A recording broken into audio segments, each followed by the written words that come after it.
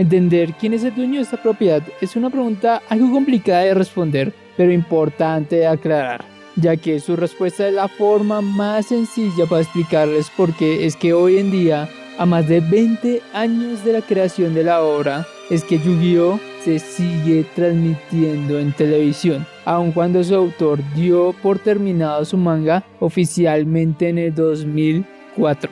Como sea, no nos adelantemos. ¿Quién es su dueño? La explicación más corta sería que la propiedad y marca de Yu-Gi-Oh! Le pertenece a la editorial Shueisha y a su mangaka, como pasa con cualquier otro manga que se haya publicado en la Shonen Jump.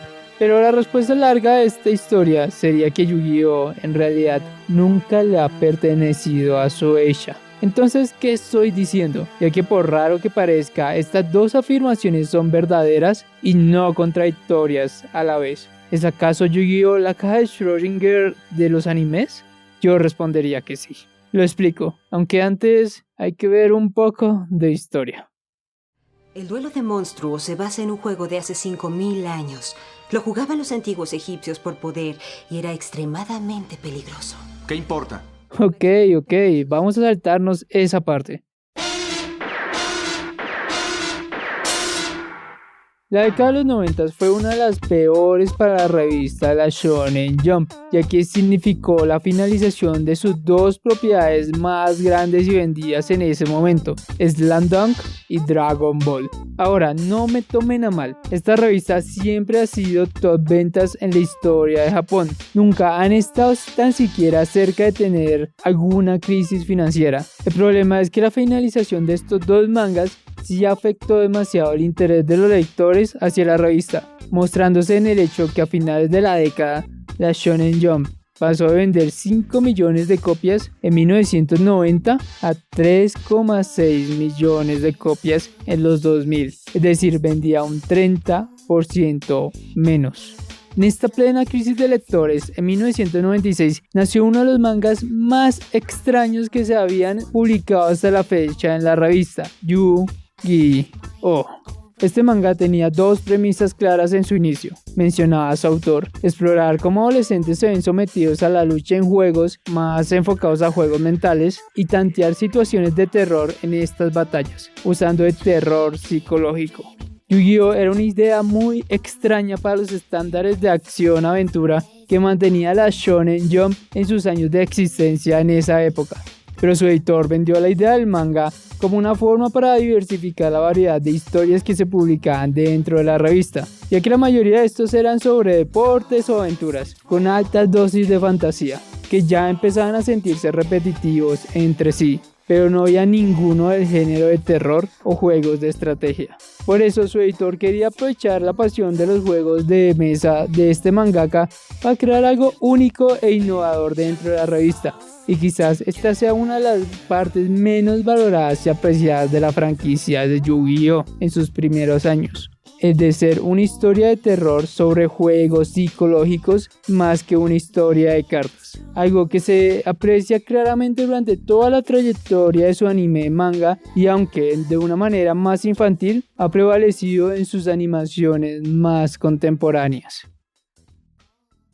Si nos fijamos en los duelos de Yugi, este estaba constantemente luchando más por sobrevivir que por ganar, como sus oponentes no solo querían vencerlo, sino también romperlo mentalmente, que muchas veces el simple juego terminaba siendo no solamente una batalla de ingenio, sino también de sanidad, y quien demostraba tener la voluntad más fuerte era también aquel que se llevaba la victoria. De este concepto tan extraño pero innovador nace la apuesta de la Shonen Jump por el manga de Yu-Gi-Oh! Una apuesta que intentaba en su principio diversificar con el fin de atraer nuevo público a leer la revista, aunque al final se terminaba convirtiéndose en lo que el público quería ver, es decir, en otro shonen de peleas pero con cartas. Cuando se realizó el anime de Yu-Gi-Oh! Que todos conocemos en el año 2000, no se pensó para que fuese un éxito internacional. Por eso se hizo de forma tan barata al principio, por así decirlo, ya que existía el precedente de la mala acogida que tuvo su anterior animación y que su manga, aunque se mantenía, no destacaba en popularidad o en ventas dentro de la revista. Aún así, Shueisha tenía fe que con este nuevo enfoque comercial que traía Konami con la venta de las cartas se sacara rentabilidad al proyecto, ya que los fans escribían frecuentemente a la editorial con la pregunta de dónde podían conseguir las cartas. Así que aunque solo llegase a ser un juego de nicho, se pensó que valdría la pena intentarlo. El problema fue que este nuevo anime no fue un éxito de ventas, sino la creación de un fenómeno mundial que solo se había visto con propiedades como Pokémon o Dragon Ball Z. Aún así, con el éxito increíble que estaban mostrando la venta de las cartas de Yu-Gi-Oh!, llegando a ser el juego de cartas más vendido en la década de los 2000, no hizo que el manga haya perdido su enfoque de ser una historia sobre juegos mentales por supervivencia, sino que adaptó la historia a esta temática de juego de cartas para niños. Las cartas se volvieron una mera decoración que a los fans les encantaba ver. Piensen que es parecido a lo que pasó con Evangelion, que no es una serie sobre robots gigantes, aunque los tiene, como medio para atraer público, para engañarlos, para atraparlos a sus temáticas más centrales, que son la depresión y la soledad, de una forma creativa, usando los contextos únicos posibles por el medio ilustrado. El llamado Duelo de Monstruos fue simplemente una temática que a los fans y la editorial Shueisha les gustaba mucho, llegando hasta el punto que se le fue impuesta sutilmente a Kazuki Takahashi, el autor de la obra, debido al atractivo que los lectores veían en sus duelos, pero el autor desarrollaba vagamente en pro de la calidad narrativa. Así nació la imposición para Takahashi de crear un juego de cartas con reglas más precisas, pero él como autor no quería limitarse a un set de reglas para desarrollar sus duelos, ya que como bien dice el dicho, definirse es limitarse. Por eso durante los primeros arcos del manga no lo hizo, estableciendo vagamente cómo se jugaba. No fue sino hasta 1999 cuando Konami compró la licencia de Yu-Gi-Oh! Para vender las cartas que en realidad se les dio orden al juego que conocemos hoy en día como Yu-Gi-Oh! Trade Card Game. Es decir, que en los primeros 3 años del manga no habían reglas claras sobre cómo se jugaba el llamado duelo de monstruos de su manga, haciendo que Takahashi se lo pudiese inventar absolutamente todo sin restricciones. Pero como decía, en el 99 fue cuando todo cambió, ya que le exigieron a Takahashi crear un set de reglas detallado junto a Konami para poder distribuir el juego, además de pedirle a él mismo que empezara a usar estas reglas en los duelos del manga, cosa que empezó a implementar desde el siguiente arco de su historia, es decir, el de Ciudad Batallas en adelante. Por eso desde ese punto en la historia hay un cambio de tono tan marcado de las reglas y la trama, haciendo que Yugi ya no pudiese resolver todo con estrategias tan absurdas e imposibles de ejecutar para el juego de cartas que pensaba distribuir Konami. Aunque de nuevo se vio que el autor nunca quiso seguir de todo este set de reglas creado para no limitarse. Hoy en día se tiene el estigma que Yugi hace trampa constantemente, pero en realidad él nunca hace trampa. Su autor, Takahashi, es quien obliga a su protagonista a hacerlo, ya que él, al nunca querer atajarse al completo con este set de reglas que Konami quería que usase, hacía aparentar que Yugi era un tramposo. Y de igual manera, el autor seguía usando cartas no permitidas por Konami, e incluso los efectos que tenían algunas cartas podían llegar a variar radicalmente entre lo que Konami aprobaba y lo que Takahashi mostraba en su manga, ya que él decidía sacarse algunos efectos imposibles de implementar en un juego de cartas o combinaciones de cartas superpoderosas para darle soluciones ingeniosas a sus duelos. Y aquí, amigos, es cuando debemos entender algo importante de esta historia.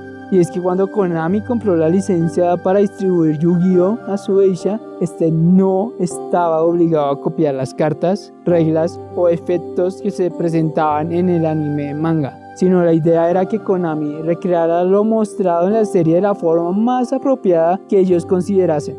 Lo que esto significa es que Yu-Gi-Oh! El anime manga y el juego de cartas hecho por Konami son en realidad dos juegos totalmente distintos. Pero lo más importante para este video son dos propiedades totalmente distintas. Por eso mencionaba al principio del video que Shueisha es y no es el dueño de Yu-Gi-Oh!